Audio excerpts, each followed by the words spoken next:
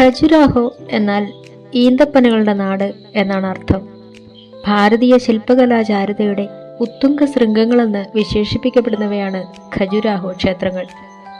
മധ്യപ്രദേശിലെ ഛത്തർപൂർ ജില്ലയിൽ ഝാൻസിക്ക് 175 കിലോമീറ്റർ തെക്ക് കിഴക്കായി സ്ഥിതി ചെയ്യുന്ന പുരാതനമായ ഹിന്ദു ജൈന ക്ഷേത്രങ്ങളാണ് ഖജുരാഹോ ക്ഷേത്ര സമുച്ചയങ്ങൾ എന്നറിയപ്പെടുന്നത്. വാരണാസിക്ക് പടിഞ്ഞാറും ഗംഗയ്ക്ക് തെക്കുമായി കിടക്കുന്ന ബുന്ദേൽഖണ്ഡ് വനങ്ങൾക്ക് നടുവിലാണ് ഖജുരാഹോ സ്ഥിതി ചെയ്യുന്നത്. യുനെസ്കോ ലോക പൈതൃക പട്ടികയിൽ ഉൾപ്പെടുത്തിയിരിക്കുന്ന ഈ ക്ഷേത്ര സമുച്ചയങ്ങൾ താജ്മഹൽ കഴിഞ്ഞാൽ ഇന്ത്യയിൽ ഏറ്റവും അധികം സന്ദർശകർ എത്തുന്ന സ്ഥലം കൂടിയാണ്. നഗരശൈലിയിലുള്ള വാസ്തുവിദ്യ കൊണ്ടും രതിശില്പങ്ങൾ കൊണ്ടും പ്രശസ്തമാണ് ഇവിടുത്തെ ക്ഷേത്രങ്ങൾ. AD 9-ാം നൂറ്റാണ്ടിനും 11-ാം നൂറ്റാണ്ടിനും ഇടയിലുള്ള കാലഘട്ടത്തിൽ രജപുത്ര പാരമ്പര്യത്തിന്റെ പിന്തുടർച്ചക്കാരായ ചന്ദേല രാജവംശത്തിന്റെ പ്രതാപകാലത്താണ് ഖജുരാഹോയിലെ മിക്ക ക്ഷേത്രങ്ങളും പണികഴിപ്പിച്ചതെന്ന് ചരിത്രകാരന്മാർ സമർത്ഥിക്കുന്നു.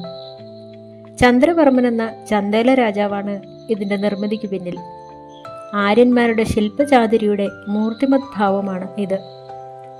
12-ാം നൂറ്റാണ്ടിൽ ഇവിടെ 20 ചതുരശ്ര കിലോമീറ്ററിലായി വ്യാപിച്ചു കിടന്നിരുന്ന 85 ക്ഷേത്രങ്ങളുണ്ടായിരുന്നതായി ചരിത്രരേഖകൾ പറയുന്നു. അതിൽ 6 ചതുരശ്ര കിലോമീറ്ററിലായി 20 ക്ഷേത്രങ്ങൾ മാത്രമേ ഇന്ന് അവശേഷിക്കുന്നുള്ളൂ.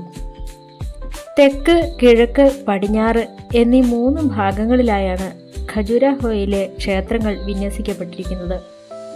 ഒറ്റ നോട്ടത്തിൽ ക്ഷേത്രങ്ങൾ രഥത്തിന്റെ ആകൃതിയിലാണുള്ളതെങ്കിലും ശിവന്റെ വാസസ്ഥലമായ കൈലാസപർവ്വതത്തിന്റെ രൂപമാണ് ശില്പികൾ കൊത്തിയതെന്ന് ചരിത്രരേഖകൾ പറയുന്നു.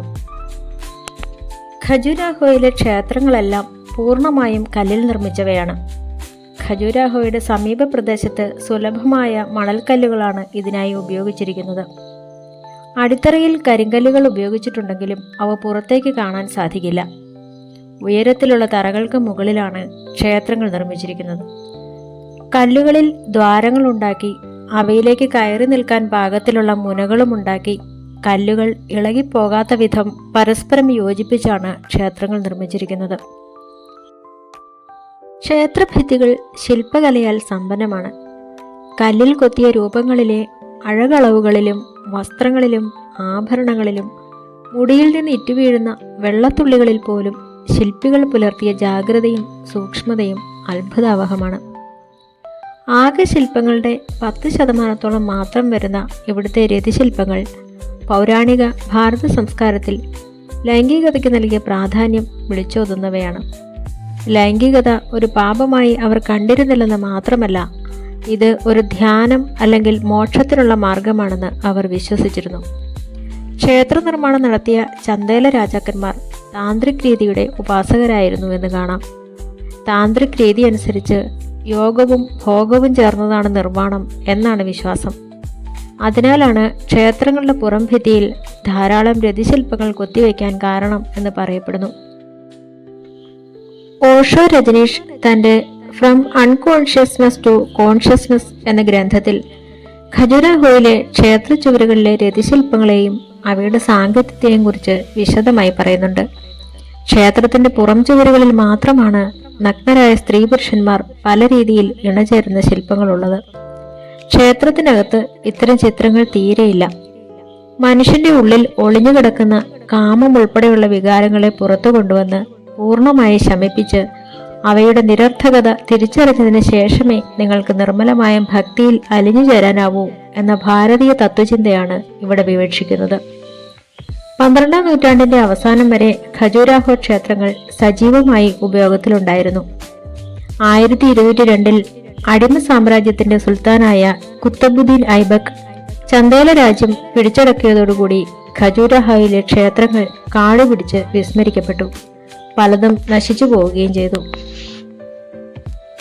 പിന്നീട് ഇന്ത്യ ബ്രിട്ടീഷ് ഭരണത്തിന് കീഴിലായതിനു ശേഷമാണ് ഖജുരാഹോയിലെ ശില്പവിസ്മയങ്ങൾ ലോകം വീണ്ടും അറിഞ്ഞു തുടങ്ങിയത്. 7 നൂറ്റാണ്ടുകളോളം വനത്തിനുള്ളിൽ വിസ്മൃതിയിൽ കിടന്ന ക്ഷേത്രങ്ങളെ 1838 ബ്രിട്ടീഷ് ആർമി ഓഫീസറായിരുന്ന TS ബർട്ട് തൻ്റെ ഔദ്യോഗിക യാത്രക്കിടെ യാദൃച്ഛികമായി കണ്ടെത്തുകയായിരുന്നു. ക്ഷേത്ര സന്ദർശനത്തിനു ശേഷം അദ്ദേഹം സൈനിക രേഖകളിൽ ഇങ്ങനെ രേഖപ്പെടുത്തി: ഇന്ത്യയിൽ മറ്റൊരിടത്തും ഇത്രയധികം മനോഹരമായ ക്ഷേത്രങ്ങൾ ഒരുമിച്ച് സ്ഥിതി ചെയ്യുന്നത് ഞാൻ കണ്ടിട്ടില്ല. ഒരു ക്ഷേത്രത്തിൽ നിന്ന് കല്ലെടുത്തെറിഞ്ഞാൽ അത് പതിക്കുന്നത് മറ്റൊരു ക്ഷേത്രത്തിലായിരിക്കും. ക്ഷേത്രത്തിൽ നിന്ന് കണ്ടെടുത്ത ശിലാലിഖിതം ബർട്ട് പകർത്തിവെക്കുകയും ചെയ്തു. 4 നൂറ്റാണ്ടുകൾക്ക് ശേഷം ബർട്ടിൻ്റെ കുറിപ്പുകൾ വായിച്ച അന്നത്തെ archaeological surveyor Alexander Cunningham Khajuraho സന്ദർശിച്ച് ക്ഷേത്രങ്ങളെക്കുറിച്ച് കൂടുതലായി പഠനം നടത്തി. ക്ഷേത്രങ്ങളുമായി ബന്ധപ്പെട്ട ശിലാലിഖിതങ്ങളും അവശേഷിപ്പുകളും എല്ലാം പരിശോധിച്ച അദ്ദേഹം ഖജുരാഹോയുടെ ചരിത്രപരവും സാംസ്കാരികവുമായ പ്രാധാന്യം പുറം ലോകത്തെ ബോധ്യപ്പെടുത്തി. ഖജുരാഹോ ക്ഷേത്രങ്ങളെക്കുറിച്ച് പുറം ലോകം അറിഞ്ഞു തുടങ്ങിയതോടെ ലൈംഗികാതിപ്രസരമുള്ള ശില്പങ്ങൾ ലോകത്തിനു മുൻപിൽ ഭാരത സംസ്കാരത്തിന് കളങ്കം ചാർത്തുന്നവയാണെന്ന് അഭിപ്രായമുയർന്നു. എന്നാൽ രാജ്യത്തിൻ്റെ വിലയേറിയ പൈതൃക സമ്പത്താണ് ഖജുരാഹോയിലെ ശില്പങ്ങൾ എന്ന വിലയിരുത്തലിൽ ആർക്കിയോളജിക്കൽ സർവേ ഓഫ് ഇന്ത്യ ക്ഷേത്രങ്ങളെ സംരക്ഷിക്കുകയായിരുന്നു.